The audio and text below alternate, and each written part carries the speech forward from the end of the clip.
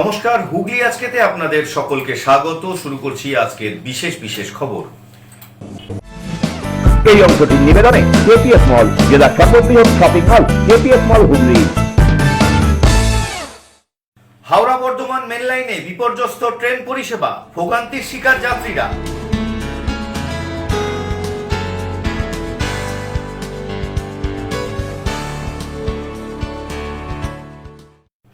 এলপিজির অভাবে কাঠে রান্না করে খাদ্য পরিষেবা অব্যাহত চুঁচুড়া হাসপাতালের মা ক্যান্টিনে।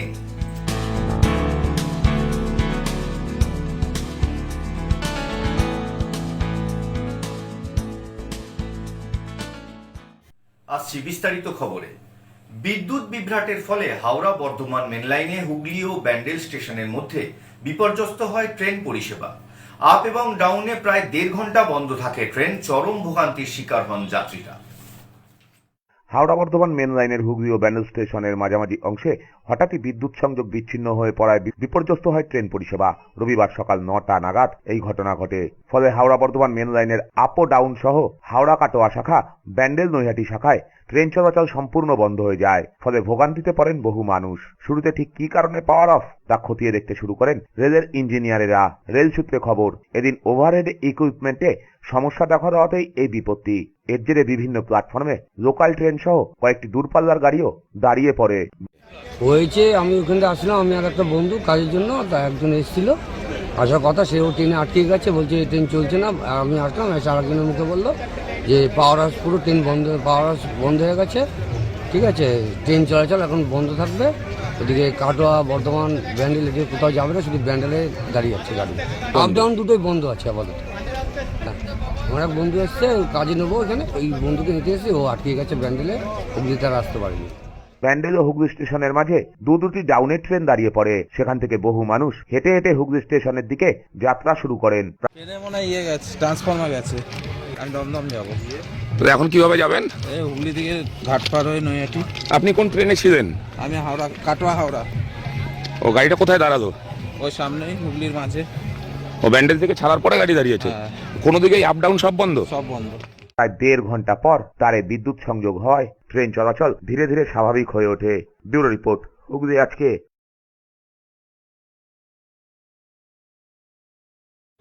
সপ্তগ্রাম বিধানসভার বিদায়ী বিধায়ক তপন দাশগুপ্তর চুঁচুড়া পার্টি অফিসে আজ সকালে এক সৌজন্য সাক্ষাতে সপ্তগ্রাম তৃণমূলের প্রার্থী বিদেশ বোস। চুঁচুড়ার বড় বাজারে সপ্তগ্রামের বিদায়ী বিধায়ক তপন দাশগুপ্তের সাথে দেখা করতে এলেন সেখানকার এবারের তৃণমূল প্রার্থী বিদেশ বোস। এদিন বড়বাজারে তৃণমূলের পার্টি অফিসে বিদেশকে স্বাগত জানান তপনবাবু। কথার ফাঁকে ফিশ ফ্রাইয়ে কামড়, চায়ে চুমুক, সেই সঙ্গে দুজনের মধ্যে আড্ডা জমে ওঠে। প্রায় আধ ঘন্টা তারা রুদ্ধদ্বার বৈঠকও করেন। তপনবাবু বলেন, বিদেশ সপ্তগ্রামের টিকিট পাওয়ায় আমি খুশি। দেখো, বিদেশ দার সঙ্গে আমার দীর্ঘদিনের সম্পর্ক। এর আগে উলবেড়িয়ার উনি বিধানসভার মেম্বার ছিলেন। একই স্ট্যান্ডিং কমিটিতে আমরা আছি, এক্সটিমেট কমিটিতে। প্রতি সপ্তাহে একবার দুবার দেখা হতো। বিদেশ দা হওয়াতে আমি খুশি। এবং আমি 3 টার্মসে যা কাজ করেছি সপ্তগ্রাম এলাকায়, রাস্তাঘাট, পানীয় জল থেকে শুরু করে হাইমার্স লাইট, রাস্তায় লাইট থেকে শুরু করে কিষাণ মান্ডির থেকে শুরু করে তারপরে টোটাল কাজটা, হংসেশ্বরী গাজী দরগা সংস্কার আমি রাজ্যের মুখ্যমন্ত্রীকে বলা তিনি দিয়েছেন। তারপরে রঘুরাঘাতের কালীবাড়ি সংস্কার করি, সব কাজটাই করেছি। মানুষ কেউ ফেরেনি, এটাই যদি বলি যে মানুষ কেউ ফেরেনি, এটাই আমার ক্রেডিট রাজনৈতিক জীবনে। বিদেশ দাও কাজ করবে। বিদেশ দা অলরেডি ঘোরা শুরু করেছে আমার সঙ্গে। যেদিন টিকিট ডিক্লেয়ার হচ্ছে তার আগের দিনও কথা হয়েছে। মমতা ব্যানার্জি আমাকে ফোন করেছিল, কথা হয়েছে। দিদির সঙ্গে আমার 2বার কথা হয়েছে। বিদেশ দা হওয়াতে আমি খুশি এবং সাধারণ মানুষের কাজ হবে এটা আমি আশা রাখি। আর বিদেশ দা যখন কলকাতায় থাকবে সে কাজ আমি করে দেবো, কোনো প্রবলেম নেই। অন্যদিকে বিদেশ বসু জানান, তিনি টিকিট পাওয়ার পর প্রথমেই মমতা বন্দ্যোপাধ্যায় তাকে বলেছিলেন তপন দাশগুপ্তের সঙ্গে দেখা করতে। সেই মতোই তিনি এদিন তপন বাবুর সঙ্গে দেখা করে গেলেন বলে জানান। দেখুন, এটা তো আমার প্রথম নয়। 2021 সালেও দিদি আমাকে দাঁড় করিয়েছিলেন উলবেড়িয়া পূর্বে। তারপরেই আমি ভেবেছিলাম বোধহয় দিদি আমায় রেস্ট দেবেন, ঋতব্রতবাবুর নাম শোনার পরই ভেবেছি যে তাহলে আমার রেস্ট হয়ে গেল। তারপরেই দেখছি অভিষেকবাবু আমার নাম বলেছেন এবং এই সপ্তগ্রামে আমি সপ্তগ্রামের উপর দিয়েই বাড়ি যাই, আমার বাড়ি কালনা, সেই জন্য সপ্তগ্রামের নাম শুনেছি। এবং সবচেয়ে বড় কথা, আজকে আমি বর্ধমান জেলার ছেলে, কিন্তু খেলেছি, আমার আসল খেলার সূত্রপাত হয়েছে হুগলি জেলা থেকে। আমায় দিদি যখন এখানে পাঠালেন এবং তপনদার নাম বলে দিয়েছিলেন, আর আমরা জানি যে তপনদা এখান থেকেই বিপুল ভোটে জিতেছেন এবং মানুষের সঙ্গে সেই সম্পর্ক আছে। আমাকে দিদি বলেওছেন যে বিদেশ তপন দাশগুপ্তর সঙ্গে যোগাযোগ করো। দিদি একটা কথা বলেন যে আমার নেতা দরকার নেই, আমার কর্মী দরকার। সেই কর্মীরা যখন আসেন আমাদের কাছে আমার ভীষণ ভালো লাগে। ব্যুরো রিপোর্ট, হুগলি আজকে। হুগলি গ্রামীণ জেলা পুলিশের নতুন পুলিশ সুপার কুমার সানিরাজ আজ হুগলি গ্রামীণ পুলিশের বিভিন্ন থানাগুলি পরিদর্শন করলেন। সম্প্রতি নির্বাচন কমিশনের নির্দেশে হুগলি গ্রামীণ পুলিশ জেলার পুলিশ সুপার হয়ে এসেছেন কুমার সানিরাজ। তারপর থেকেই তিনি বিভিন্ন থানা পরিদর্শন করছেন। আজ মগরা পোলবা সহ একাধিক থানা তিনি পরিদর্শন করেন। বিভিন্ন থানায় তাকে সাদরে অভ্যর্থনা জানান পুলিশ কর্তারা। কুমার সানিরাজ বলেন, সামনেই নির্বাচন, সেই সংক্রান্ত বিষয়ে প্রত্যেকটি থানার সঙ্গে যোগাযোগ স্থাপন করা হচ্ছে। আমরা আজকে এসেছিলাম বেসিক্যালি ইলেকশন রিলেটেড যে আমাদের যে তৈয়ারিগুলো আছে, যে প্রিপারেশন আছে ওই দেখতে। তো আজকে এর আগেও দাঁতপুর বাকি থানাগুলো ভিজিট করেছি, মনিয়াখালী। তো আমাদের যে ইলেকশন কমিশনের যে গাইডলাইন আছে কি ফ্রি অ্যান্ড ফেয়ার পোল করাতে हुए কোনো রকম কোনো ইন্টিমিডেশন, কোনো ইনফ্লুয়েন্স তো এগুলো না হয়, এগুলো না থাকে। তো বাকি এখানে আমাদের যে টিমের যে প্রিপারেশন আছে আমরা দেখলাম সব অলমোস্ট সব রেডি আছে, কোনো অসুবিধা নেই। অনেকটা ইলেকশন কমিশনের যে রিপোর্টগুলো চাওয়া হচ্ছে আমরা পাঠাচ্ছি। আর যে সেন্ট্রাল ফোর্সের রুট মার্চ আছে ও কন্টিনিউয়াসলি সব এরিয়াতে হচ্ছে। আমরা কিছু জায়গা থেকে আমরা মেসেজ পেয়েছি কি সাহেব এখানে বেশি করে সেন্ট্রাল ফোর্স ঘোরাতে হবে, সেও আমরা কেটার করছি, আমরা ঘোরাচ্ছি। তো এখন এসডিপিও, ডিএসপি, অ্যাডিশনাল এসপি সব পুরো টিম একদম আমাদের রেডি আছে। আমাদেরও একটাই টার্গেট যে ইলেকশন যত শান্তিপূর্ণভাবে শেষ হোক তো অত ভালো। সো ওই জন্য পুরো টিম লেগে আছে। আশা করছি কোনো অসুবিধা, কোনো প্রশ্ন নেই। জেনারেল অবজারভার, পুলিশ অবজারভার, যে ইলেকশন কমিশন ওখান থেকে পাঠিয়েছে সবের সঙ্গে আমাদের খুব ভালো সম্পর্ক আছে। ওনারা সবসময় এরিয়াতে ঘুরছেন। এফএসটি, এসএসটি, নাকা এগুলো আমাদের লাগানো হয়েছে। আশপাশ কাছে যে জেলাগুলো আছে ওর সঙ্গে আমাদের যেখানে বর্ডার আছে ওখানে নাকা চলছে। এগুলো সব আমরা সব মাল্টিপল ডাইরেকশন থেকে আমরা কাজ করছি। ব্যুরো রিপোর্ট, হুগলি আজকে। প্রায় মৃত্যুর মুখ থেকে ফিরে এলো 17 বছরের ইন্দ্রজিৎ। এক মাসের লড়াইতে জয়লাভ অজন্তা নার্সিংহোম তথা এখানকার চিকিৎসকদের। বর্তমানে সম্পূর্ণ সুস্থ ইন্দ্রজিৎ। গত কয়েক মাস ধরে জ্বর, সর্দি, কাশিতে ভুগছিল বছর 17 ইন্দ্রজিৎ। চন্দননগরের বাসিন্দা ইন্দ্রজিতের পরিবার সূত্রে জানা যায়, প্রথমে সাধারণ সংক্রমণ হিসেবে শুরু হলেও ধীরে ধীরে তার শারীরিক অবস্থার অবনতি হতে থাকে। চন্দননগরের একটি স্থানীয় হাসপাতালে প্রাথমিক চিকিৎসা করানো হয়, কিন্তু তাতে বিশেষ উন্নতি না হয় তাকে কলকাতার দমদমের একটি বেসরকারি হাসপাতালে স্থানান্তরিত করা হয়। সেখানেও অবস্থার তেমন পরিবর্তন না হয় পরিবার চিন্তায় পড়ে যান। শেষ পর্যন্ত স্থানীয় এক ব্যক্তির পরামর্শে ইন্দ্রজিৎকে নিয়ে আসা হয় চুঁচুড়ার অজন্তা সেবা সদন হাসপাতালে। সেখানে ভর্তি হওয়ার পর শুরু হয় নিবিড় চিকিৎসা। প্রায় এক মাস ধরে চিকিৎসকদের নিরলস প্রচেষ্টা এবং সঠিক চিকিৎসার ফলে ধীরে ধীরে সুস্থতার দিকে এগোতে থাকে ইন্দ্রজিৎ। অবশেষে দীর্ঘ লড়াইয়ের পর সুস্থ হয়ে রবিবার সে বাড়ি ফিরল। ফেব্রুয়ারি 20 তারিখে আমার ছেলে হঠাৎ জ্বর আসে, বাড়িতে সকাল থেকে জ্বর আসে। তো আমরা ন্যাচারালি যেরকম বাড়িতে বড়ি খাওয়ানো হয়, বড়ি খাইয়ে জ্বর কমছে, রাত্রিবেলা মাথাটা ঘুরে যায়, জ্বর বেড়ে যায়, তখন আমি হসপিটালে নিয়ে যাই, নিয়ারেস্ট চন্দননগর হসপিটালে আমাদের নিয়ে যাই। ওখানে ভর্তি করি। ওখানে ডাক্তারবাবু পরের দিন বলেন যে ওকে ভেন্টিলেশন করতে হবে, অক্সিজেন লেভেল কমে যাচ্ছে, তো কোনো ভালো জায়গায় নিয়ে যাও। তো আমরা চন্দননগরে অনেক 2-3টে নার্সিংহোমে ঘুরেছি, ওখানে কেউ পেশেন্টকে ভর্তি নেয়নি। তো তার ফলে আমার এক জানাশোনা মারফত আমি দমদম 1 নম্বর এয়ারপোর্টে হরিশ নার্সিংহোম আছে, ওখানে সরাসরি নিয়ে চলে যাই।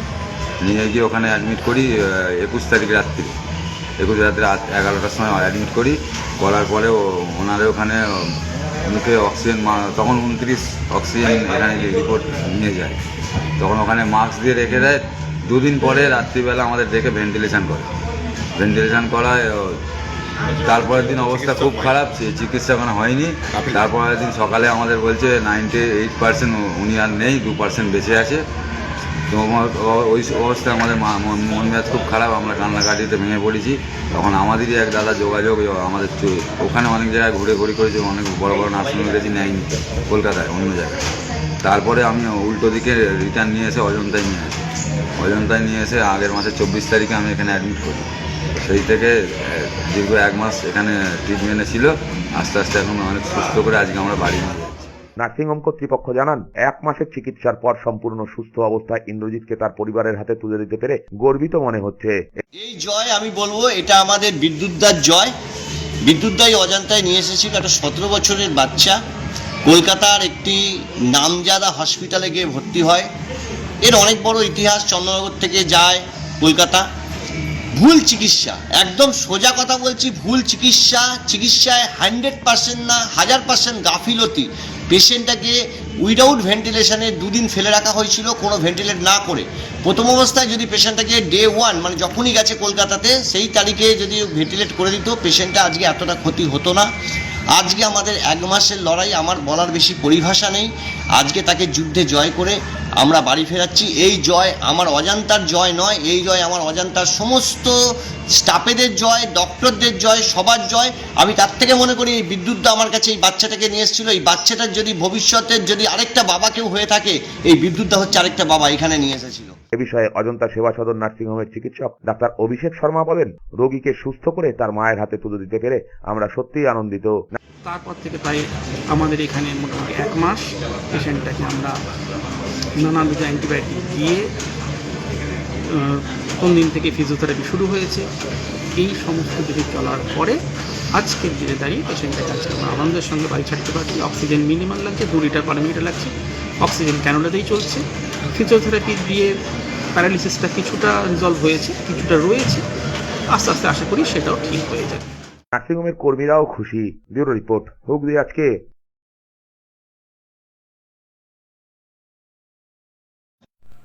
এখন নিয়ে নেব একটা ছোট্ট বিরতির পর থাকছে। এলপিজির অভাবে কাঠে রান্না করে খাদ্য পরিষেবা অব্যাহত চুঁচুড়া হাসপাতালের মা ক্যান্টিনে।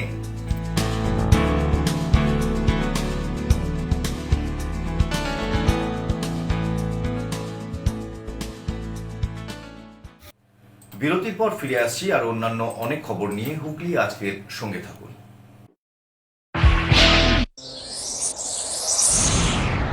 Enjoy a weekend at Vedam, the paradise of peace. A home away from home.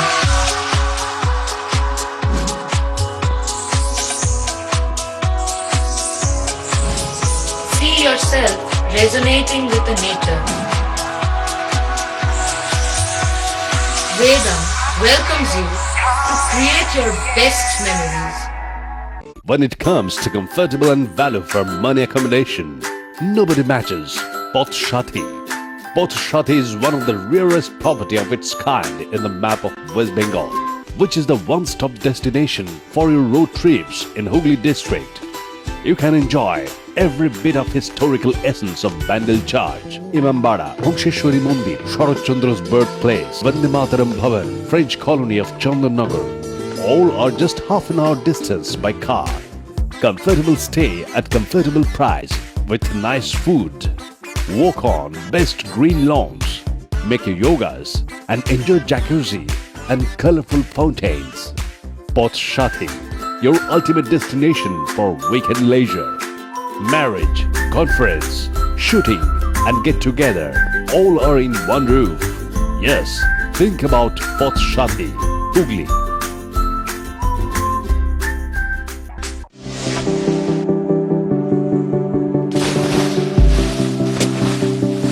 Fasten your seatbelts as you take a tour around your marine wonderland.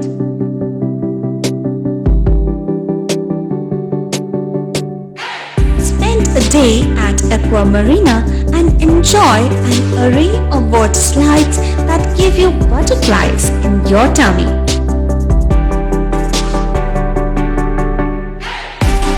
Aqua Marina is is a holistic weekend destination for friends, family, and couples and offers magic to soothe your body, mind, and soul.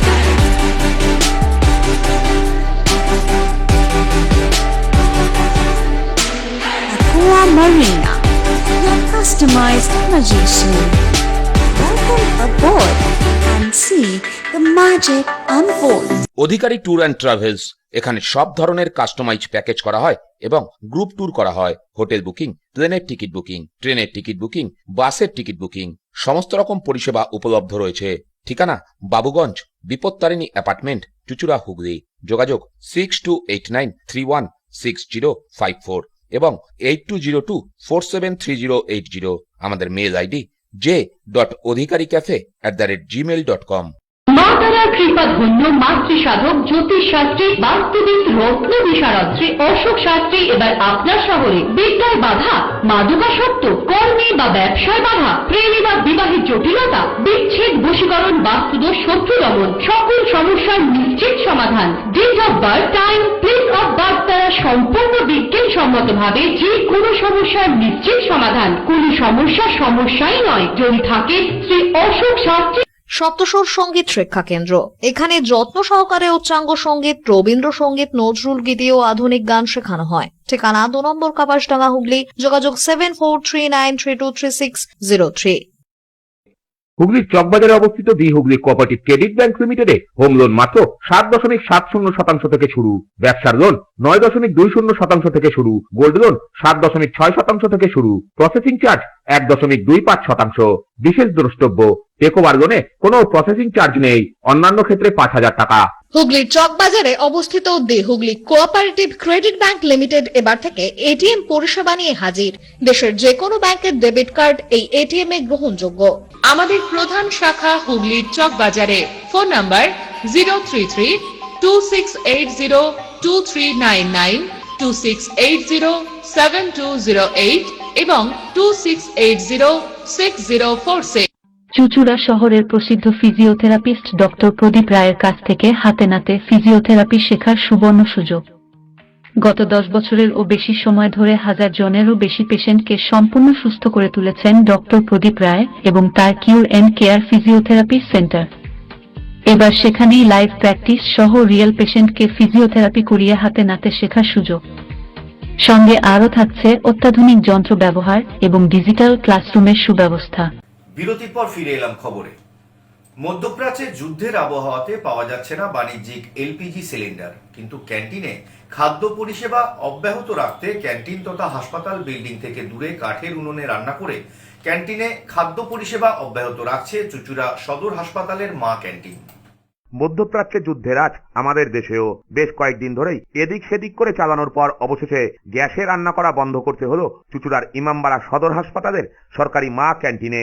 রবিবার সম্পূর্ণ কাঠের উনুনেই রান্না করতে হলো। দূষণের কথা মাথায় রেখে হাসপাতালের মূল ভবন থেকে বেশ কিছুটা দূরত্ব বজায় রেখে ইট দিয়ে কাঠের উনুন তৈরি করে সেখানেই রান্না করা হলো। এর ফলে কর্মীদের পরিশ্রমও বেশি হলো। তবে তাদের বক্তব্য, সাধারণ মানুষ যারা অর্থনৈতিক দিক থেকে পিছিয়ে পড়া তাদের জন্যই সরকারি মা ক্যান্টিনের ব্যবস্থা। সেই ক্যান্টিন যাতে বন্ধ না হয় তারা বদ্ধপরিকর। আমাদের খুবই কষ্ট হচ্ছে, আমরা মা ক্যান্টিন চালাই, হসপিটাল থেকে আমরা মা ক্যান্টিন চালাচ্ছি, তো আমাদের খুবই কষ্ট হচ্ছে, আমরা গ্যাস পাচ্ছি না, এই জন্য আমরা কাঠের জ্বালা করে রান্না করছি। আমাদের এখানে সবাই আসছে খেতে, তো খুবই ইয়ে হচ্ছে, খাবার জন্য নিয়ে আমরা কষ্ট করে আমরা না, এই জন্য আমরা এখানে রান্না করে আমরা কাঠের জ্বালা রান্না করে খাবারটা দিচ্ছি। খুবই কষ্ট হচ্ছে, কিন্তু কিছু করার নেই, কিন্তু কষ্ট করেই আমরা চালাচ্ছি। হ্যাঁ, ওদেরই চিন্তা করে, ওরা খুবই কষ্ট করে, সব অনেক অনেক দূর থেকে আসে, তো ওদের কষ্ট করে আমরা, ওই জন্য আমরা এই মা ক্যান্টিন চালাচ্ছি। ওই জন্য খুবই কষ্ট হচ্ছে, কাঠের জ্বালা দিয়ে আমরা রান্না করছি, খুবই কষ্ট হচ্ছে, কিন্তু কী করবো, সবাই খেতে যাচ্ছে, ওদের জন্য তো ভাবতে হচ্ছে, ওই জন্য আমরা এখানে রান্না করে কাঠের জ্বালা দিয়ে রান্না করে এখানে খাওয়াচ্ছি। তবে এভাবে কতদিন চালাতে পারবে সে নিয়েও দুশ্চিন্তায় রয়েছেন তারা। হসপিটালের ভেতরে বলতে আমরা একদম সাইডে এসে করছি, দেখতেই পাচ্ছেন কাঠের জালে রান্না করছি, খুবই কষ্ট হচ্ছে আমাদের রান্না করতে। কষ্ট হচ্ছে এই না যে আমরা শখে করছি, এই যে গ্যাসের ক্রাইসিস চলছে, গ্যাস আমরা পাচ্ছি না। এই কদিন আমরা চালিয়েছি টেনে টুনে, এক সপ্তাহ ব্ল্যাকে কিনে, সত্যি কথায় ব্ল্যাকে কিনে আর পারছি না, আর পাচ্ছিও না, মানে আমরা ডবল দাম দিয়েও পাচ্ছি না বলে আজ এই কাঠের জালের শুধু গরিব মানুষগুলোর মুখের দিকে তাকিয়ে, মানে আমরা দেখেছি যে এখানে কারা খেতে আসে, তাদের কিছু কিছু মানুষের কাছে 5 টাকাও থাকে না, এমন মানুষ আছে খেতে। তো সেরকম মানুষদের দিকে তাকিয়ে আজ আমাদের এই পদক্ষেপ, কারণ যে আমাদের খুব কষ্ট হচ্ছে, কিন্তু ওদের মুখে যখন হাসি দেখলে আমাদের এই কষ্টটার কষ্ট মনে হচ্ছে না। গ্যাসও পাচ্ছি না, ওই জন্য আমরা নিজেরাই কাঠ এদিক ওদিক থেকে জোগাড় করে, কিনে করতে পারবো না, কাঠের দাম যা, তাই এদিক ওদিক থেকে জোগাড় করে ওর বাগান থেকে পেরে আমরা পরিষেবা দিচ্ছি যতদিন পারবো। মনে হয় না বেশি দিন পারবো, কারণ যে এখান থেকে বয়ে মাল নিয়ে যাওয়া অসম্ভব। চেষ্টা করছি যতদিন চালাতে পারি। ব্যুরো রিপোর্ট, হুগলি আজকে। হুগলি চুঁচুড়া পৌরসভার 5 নম্বর ওয়ার্ডে আজ তৃণমূল প্রার্থী দেবাংশু ভট্টাচার্যের নামে দেওয়াল লিখনে অংশগ্রহণ করলেন বিদায়ী বিধায়ক অসিত মজুমদার। দেবাংশু ভট্টাচার্যের হয়ে তুলি ধরলেন চুঁচুড়া তৃণমূল বিধায়ক অসিত মজুমদার। যদিও দিন কয়েক আগেই তিনি জানিয়েছিলেন নির্বাচনী প্রচারে দেবাংশু ভট্টাচার্যের হয়ে তিনি ময়দানে নামবেন। সেই মতো এর আগে তিনি সুগন্ধা অঞ্চলে দেওয়াল লিখেছিলেন। আজ হুগলি চুঁচুড়া পুরসভার 5 নম্বর ওয়ার্ডে হরনাথ স্কুলের সামনে তিনি দেওয়াল লিখনে অংশ নেন। দলীয় কর্মীদের সঙ্গে তিনিও রং তুলি দিয়ে জোড়াফুল আঁকেন। 5 নম্বর ওয়ার্ডের বিক্রমনগর হরনাথ হাই স্কুল এবং প্রাইমারি স্কুলের গলি, সেখানে আমরা আমাদের প্রার্থী দেবাংশু ভট্টাচার্যের সমর্থনে দেয়াল লিখছি।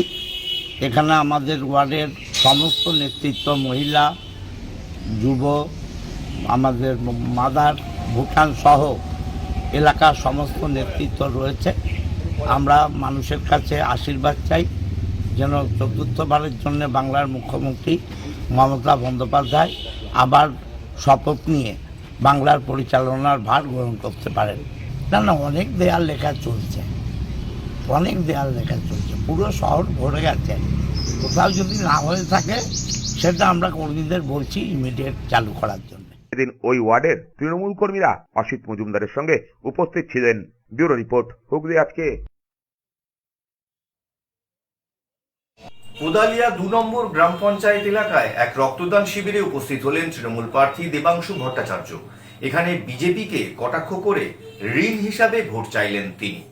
কোদালিয়া 2 নম্বর গ্রাম পঞ্চায়েতের অন্তর্গত কালীতলা এলাকায় এক স্বেচ্ছায় রক্তদান শিবিরে উপস্থিত হয়ে চুঁচুড়া বিধানসভার তৃণমূল কংগ্রেস প্রার্থী দেবাংশু ভট্টাচার্য কার্যত নির্বাচনী বার্তা দিলেন জনতার উদ্দেশ্যে। তাকে এক নজরে দেখতে এদিন ভিড় জমান স্থানীয় মানুষজন। এদিন স্বাস্থ্য শিবির উদ্বোধনের পর রক্তদান শিবিরেরও ফিতে কেটে ও প্রদীপ প্রজ্বলনের মাধ্যমে উদ্বোধন করেন দেবাংশু ভট্টাচার্য। মঞ্চে বক্তব্য রাখতে গিয়ে দেবাংশু বলেন, চুঁচুড়ায় এখনো পর্যন্ত বিজেপি প্রার্থী ঘোষণা করতে পারেনি, কারণ তারা ভীত। ভোট প্রসঙ্গে তিনি ভিন্ন বার্তাও দেন। তিনি বলেন, আমি ভোট ভিক্ষা করব না, ভোট ঋণ হিসেবে চাই, কারণ ভিক্ষা দিলে তা ফেরত আসে না, কিন্তু ঋণ নিলে তা শোধ করতে হয়। আমার সাথে তো আপনারাও ছিলেন, আমি আপনাদের জিজ্ঞেস করছি কি প্রতিক্রিয়া। দেখুন, আমার তো খুব পজিটিভ লেগেছে। সত্যি সত্যি মানুষ যেভাবে আমাকে দুহাত খুলে আগলে ধরলেন, মানুষ যেভাবে আমাকে গ্রহণ করলেন, আমি সত্যি অভিভূত, আমি কৃতজ্ঞ, চুঁচুড়াবাসীর প্রতি কৃতজ্ঞ। এবং সত্যি সত্যি আমি তো হিসাব মতো আজকেরটা সেই অর্থে তো রাজনৈতিক প্রচার ছিল না, অফিসিয়ালি আজকে একটা স্বাস্থ্য শিবির ছিল, সেখানে আসতে গিয়ে যেইটুকু যা মিছিল করে আসা, তাতেও এই অঞ্চলের মানুষের যে সমর্থন পেলাম আমি অভিভূত। এবং এইখানকার প্রত্যেকটা মানুষ, প্রত্যেকটা শ্রেণীর মানুষ, প্রত্যেকটা বয়সের মানুষ, এবং কাঁচা ঘর থেকে উকি দেওয়া মানুষ বা পাকা ঘর থেকে উকি দেওয়া মানুষ, সমস্ত স্তরের মানুষের রিয়াকশন কিন্তু এক, এবং তাদের চোখে মুখে স্পষ্ট যে মমতা বন্দ্যোপাধ্যায়কে চতুর্থবার মুখ্যমন্ত্রী বানানো তৃণমূল কংগ্রেসের কর্মীদের চাইতেও যেন বড় প্রতিজ্ঞা সাধারণ মানুষের। ব্যুরো রিপোর্ট, হুগলি আজকে। 88 বছরে পদার্পণ করল বিশিষ্ট আইনজীবী জয়দীপ মুখার্জির বাড়ির অন্নপূর্ণা পুজো। এই পুজোর উদ্বোধন করলেন বিচারপতি আইপি মুখার্জি। ঐতিহ্য ও ভক্তির আবহে এবছর 88তম বর্ষে পদার্পণ করল আইনজীবী জয়দীপ মুখার্জির অন্নপূর্ণা পুজো। হুগলির রায়বাজারে জয়দীপ মুখার্জির বাড়িতে এই পুজো প্রত্যেক বছরই অনুষ্ঠিত হয়। শনিবার জাঁকজমকপূর্ণ উদ্বোধনী অনুষ্ঠান অনুষ্ঠিত হল। পুজোর আনুষ্ঠানিক সূচনা করেন বিচারপতি তথা পশ্চিমবঙ্গ রাজ্য মানবাধিকার কমিশনের চেয়ারপারসন আইপি মুখার্জি। উদ্বোধনী মঞ্চে উপস্থিত হয়ে তিনি বলেন, এই ঐতিহ্যবাহী পুজোর অংশ হতে পেরে তিনি নিজেকে গর্বিত মনে করছেন। পাশাপাশি তিনি জয়দীপ মুখার্জির প্রশংসা করে বলেন, এত বড় মাপের একটি পুজো বছরের পর বছর ধরে সাফল্যের সঙ্গে পরিচালনা করা নিঃসন্দেহে প্রশংসনীয়। এটাই বলবো যে আমি জানতাম জয়দীপ মুখার্জি সুপ্রিম কোর্টের অ্যাডভোকেট, কিন্তু এইটা জানতাম না যে ওনার পারিবারিক 80 বছর ধরে এত বৃহৎ অন্নপূর্ণা নবরাত্রি পুজো এখানে হয়। এত বৃহৎ পুজো যে বেঙ্গলে হয় বা অল ইন্ডিয়াতে হয়, মানে বাঙালির দ্বারা, নন বেঙ্গলিরা কি করে আমি জানি না, আমার তো জানা নেই। এবং এই যেটা মানে মানে সাইজ এবং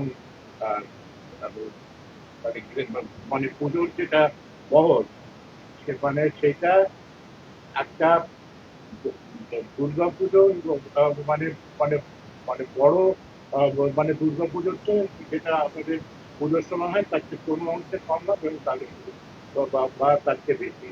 এবং এই সময় এত বৃহৎ পুজো এখানে এবং এত ভক্তি এবং প্রেমের সাথে যে পুজোটা করা হচ্ছে এই এই ডিস্ট্রিক্টে,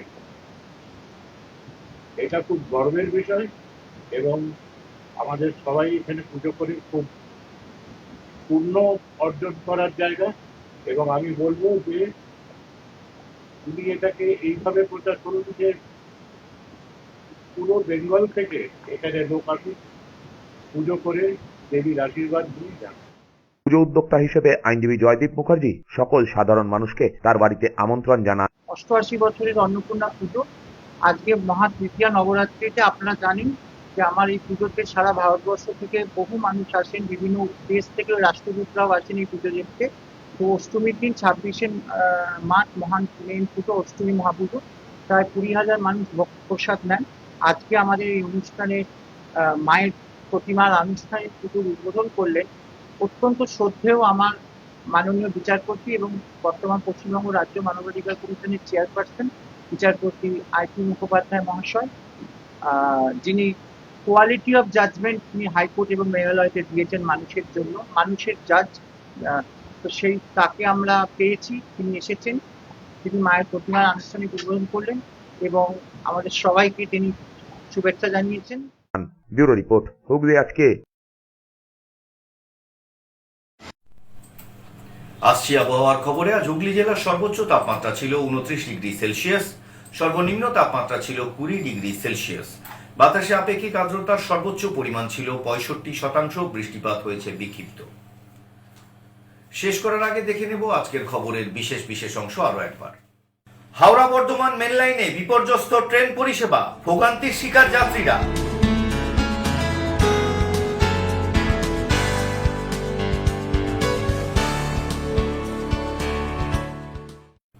এলপিজির অভাবে কাঠে রান্না করে খাদ্য পরিষেবা অব্যাহত চুচুড়া হাসপাতালের মা ক্যান্টিনে।